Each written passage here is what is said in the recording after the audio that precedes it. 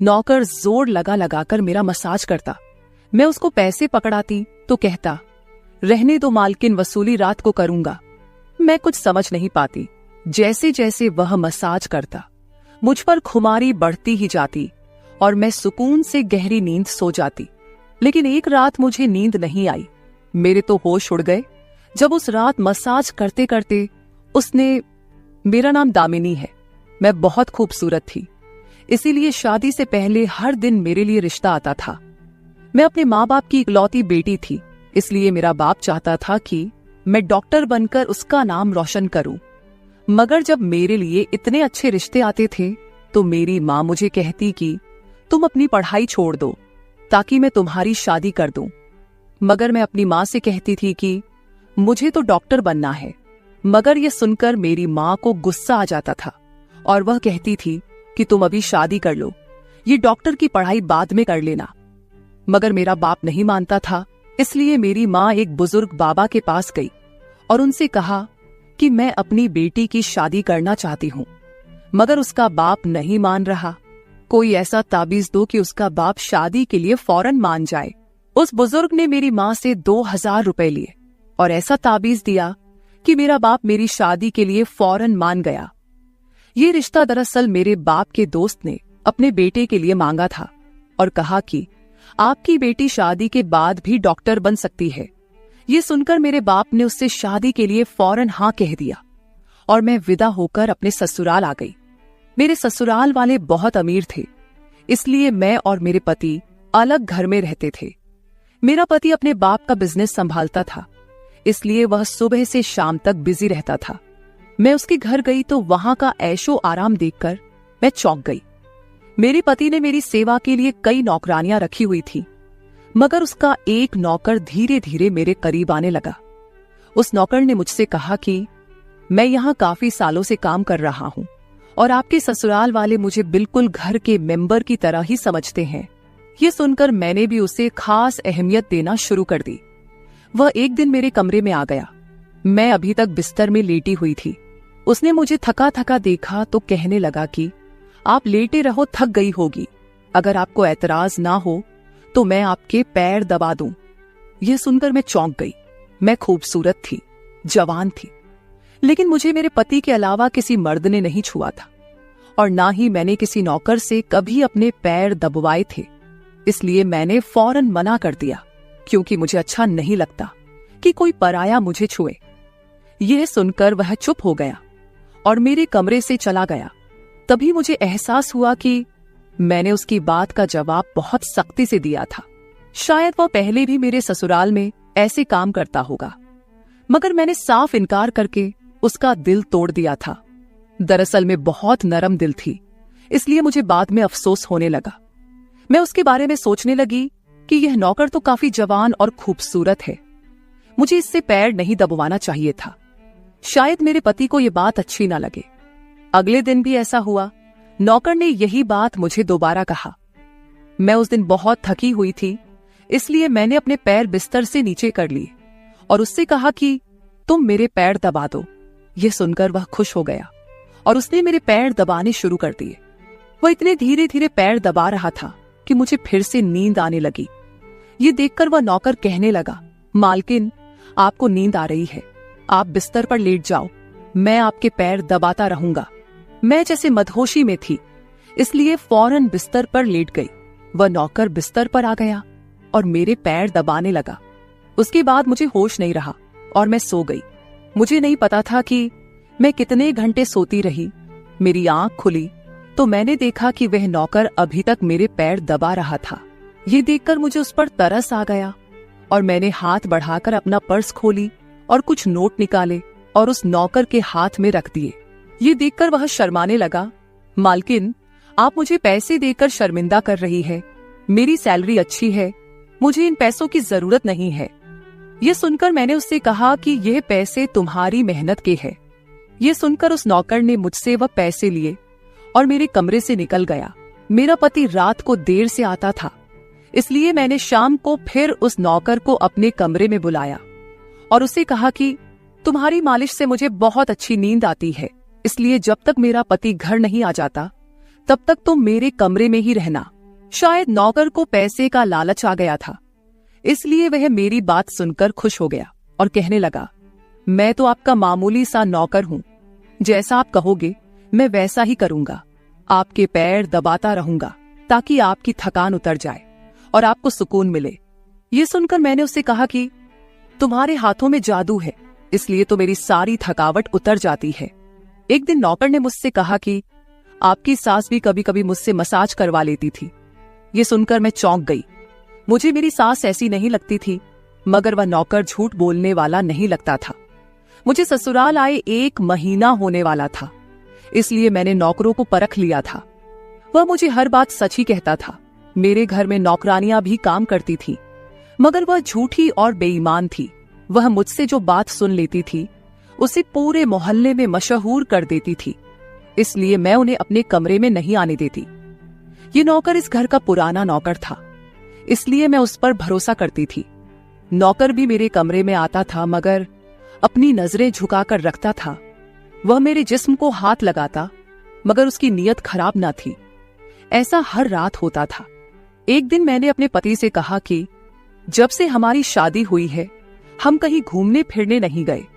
यह सुनकर मेरे पति ने कहा कि जब से हमारी शादी हुई है तुम भी तो हर वक्त नींद में रहती हो। मैं रात को घर आता हूं तो तुम गहरी नींद में होती हो। दिन को मेरे पास वक्त नहीं होता और रात को मेरे घर आने से पहले तुम सो जाती हो। यह सुनकर मैं अपने दिल में सोचने लगी कि यह सब नौकर की मालिश की वजह से हो रहा था। मेरे पति की शिकायत सही थी। मुझे रोज रात को अपने पति के लिए जागना चाहिए था। उस दिन मैंने फैसला किया कि आज रात जब नौकर मुझे मालिश के लिए कहेगा तो मैं इनकार करूंगी, ताकि मुझे नींद ना आए और मैं अपने पति के आने तक जागती रहूं। शाम हुई तो मैंने नहाकर खुद को खूब तैयार किया और दुल्हन बनकर बिस्तर पर बैठ गई। नौकर मेरे कमरे में आया तो उसने मुझे मालिश के लिए पूछा, मगर मैंने साफ इनकार कर दिया। मेरी बात सुनकर वह कुछ उदास हो गया और वापस चला गया। कुछ देर बाद नौकर मेरे कमरे में आया तो उसके हाथ में दूध का गिलास था। मैंने खाना नहीं खाया था, इसलिए फौरन दूध पी ली और अपने पति का इंतजार करने लगी, मगर मुझे नींद आ गई और मैं सो गई। सुबह में जागी तो नौकर फौरन मेरे कमरे में आया और कहने लगा, मालकिन आपके लिए नाश्ता लेकर आऊं। ये सुनकर मैंने अपने पति के बिस्तर की तरफ देखा, वह खाली था। ये देखकर नौकर कहने लगा, मालिक को जरूरी काम था, वह नाश्ता करके चले गए। ये सुनकर मेरा मूड खराब हो गया। मैं रात भर उसका इंतजार करती रही, मगर वह सुबह होते ही ऑफिस चला गया। मैंने नौकर से कहा कि मेरे लिए चाय ले आओ। नौकर कमरे से बाहर निकल गया। तभी मैंने अपने जिस्म की तरफ देखा तो चौंक गई। रात को मैंने दुल्हन का कपड़ा पहना हुआ था, मगर अब मेरे जिस्म पर कोई और कपड़े थे। मगर मैंने अभी जेवरात पहने हुए थे। मेरा सर भारी होने लगा। मुझे यह सोचकर चक्कर आने लगे कि रात को मेरे साथ क्या हुआ था और मेरे कमरे में कौन था और उसने मेरे साथ क्या किया था, मगर मुझे कुछ याद ना आया। मेरा दिल घबराने लगा और मैंने अपना सर पकड़ लिया।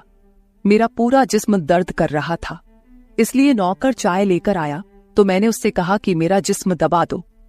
यह सुनकर वह बिस्तर पर आ गया और मुझे दबाने लगा। उस दिन मैं देर तक बिस्तर पर पड़ी रही। उस दिन मेरे पति अचानक घर आ गए। मैंने उसे देखा तो उस पर बरस पड़ी। मैं रात को तुम्हारे लिए दुल्हन बनकर जागती रही, मगर तुम नहीं आए। ये सुनकर मेरे पति कहने लगे, मैं रात को कमरे में आया तो तुम गहरी नींद में थी, इसलिए मैंने तुम्हें नहीं जगाया। ये सुनकर मैं चौंक गई, मगर मेरे कपड़े किसने बदली किए और नींद पूरी होने के बावजूद मेरा जिस्म क्यों दर्द कर रहा है। मैं उलझ गई थी।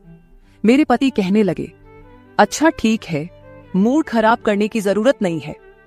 मुझे आज रात एक काम के सिलसिले में बाहर जाना है, इसलिए देर हो जाएगी, मगर अभी मेरे पास 3-4 घंटा फ्री है। अगर तुम कहो तो हम अभी कहीं बाहर जा सकते हैं। ये सुनकर मेरा मूड खुद ब खुद ठीक हो गया और मैं सारी रात वाली बातों को भूलकर खुश हो गई। शादी के बाद यह पहला मौका था कि मैं अपने पति के साथ कहीं बाहर जा रही थी। मैं जल्दी जल्दी तैयार होने लगी, जबकि मेरा पति गाड़ी में बैठकर मेरा इंतजार करने लगा। उस वक्त नौकर मेरे कमरे में आ गया और मुझसे पूछा, मालकिन, आप कहीं जा रही हैं क्या? ये सुनकर मैंने उससे कहा कि हाँ, मगर तुम क्यों पूछ रहे हो? ये सुनकर नौकर कहने लगा, मैं आपका नौकर हूं, मगर आपको यही सलाह दूंगा कि आप बाहर नहीं जाओ, क्योंकि आपका जिस्म थक जाएगा। ये सुनकर मुझे गुस्सा आ गया और मैंने उससे कहा कि तुम मेरे नौकर हो, मेरे पति बनने की कोशिश मत करो। ये कहकर मैं बाहर चली गई। न जाने मुझे किस बात पर गुस्सा आ गया था। मैंने उस नौकर को खूब खरी खरी सुना दी। वह भी अपनी औकात जान गया था। तभी तो मैं जब घर आई तो वह मेरे सामने नहीं आया। मेरे पति मुझे गेट पर उतारकर वापस बाहर जा चुके थे। जबकि मैं अंदर आई तो मेरा सारा जिस्म बुरी तरह दुख रहा था। शायद मेरे जिस्म को मालिश की आदत हो गई थी। तभी तो रात होते ही वह मालिश के लिए तड़पने लगता था। लेकिन मैंने उस नौकर को नाराज कर दिया था, इसलिए आज वह मेरी मालिश करने नहीं आया। मगर मुझे उसकी जरूरत थी, इसलिए मैंने एक नौकरानी को बुलाया और उस नौकर को बुलाने को कहा। थोड़ी देर गुजरी थी कि वह नौकर मेरे कमरे में आ गया, मेरे बिस्तर पर बैठ गया और चुपचाप मेरे पैरों को दबाने लगा। यह देखकर मुझे शर्मिंदगी हुई। मैंने उसे इतना बुरा भला कहा, मगर उसने मेरी बात को बिल्कुल बुरा नहीं माना। मैंने उसे चुप देखा तो कहने लगी, मुझे उस वक्त पता नहीं क्या हो गया था, इसलिए मैंने तुम्हें खरी खरी सुनाई। मैं इतने दिनों के बाद अपने पति के साथ कहीं बाहर जा रही थी, इसलिए मुझे तुम्हारा टोकना अच्छा नहीं लगा, इसलिए मुझे माफ कर दो। मैं उसकी मालकिन थी और उसे इस काम के पैसे देती थी, मगर अब भी मुझ में इंसानियत जिंदा थी, इसलिए मैंने मालिक होकर भी नौकर से माफी मांग ली। क्योंकि वह भले ही नौकर था, मगर वह एक इंसान भी तो था। मेरी बात सुनकर वह नौकर कहने लगा, मैं आपका नौकर हूं, इस काम के लिए मैं आपसे सैलरी लेता हूं, इसलिए आपको हक है, आप जो चाहे मुझे कह दे। ये सुनकर मैं चुप हो गई, मगर मैंने सोच लिया था कि आइंदा इससे ऐसा कुछ नहीं कहूंगी। वह उस रात देर तक मेरी मालिश करता रहा और फिर मुझे नींद आ गई। मुझे नहीं पता था कि नौकर मेरे कमरे से कब निकला और कब मेरे पति घर पर आए। मैं सुबह उठी तो मेरा पति बाथरूम में था और बाहर जाने के लिए तैयार हो रहा था। मैं उसे हैरानी से देखने लगी। पता नहीं आजकल मुझे क्या हो रहा था। नौकर की मालिश से मुझे इतनी गहरी नींद आती कि मुझे किसी बात का होश ना रहता था। मुझे इस बात का भी पता नहीं चलता था कि मेरा पति कब कमरे में आता था। मैं सोचने लगी कि इस नौकर की मालिश में ऐसा क्या जादू था कि वह मेरे पति के आने से पहले ही मेरी मालिश करता। तो मैं अचानक गहरी नींद में सो जाती थी। सुबह जब मैं उठती तो मेरा सर भारी महसूस होता और मैं चलने फिरने के काबिल नहीं रहती।